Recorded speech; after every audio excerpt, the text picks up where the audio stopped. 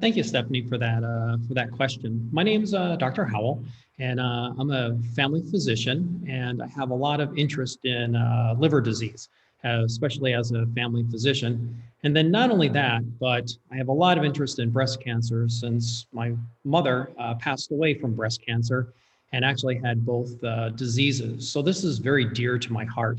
And when I look at breast cancer and I look at, the standard risk factors that we have, age, genetic mutations like BRCA1, BRCA2, and then also looking at the reproductive history are standard risk factors. But then we have other risk factors that are also, having the capability of being reversible, such as obesity, especially in the postmenopausal women, and then also inactivity.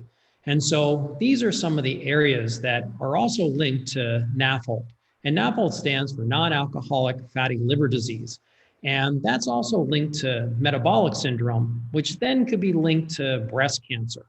And so when we look at some of the data that we have coming out, and most of these are relatively small samples, and they're not part, and this is just some very new information that's coming out, is that about 63% of newly diagnosed breast cancer also have been associated with NAFLD. And that was a study done in 2007. And then also there's been other studies, this one came from Israel in 2017, that showed that when they looked at groups of patients, with NAFLD versus not NAFLD, 45% versus 16.4% had the difference between, women with breast cancer.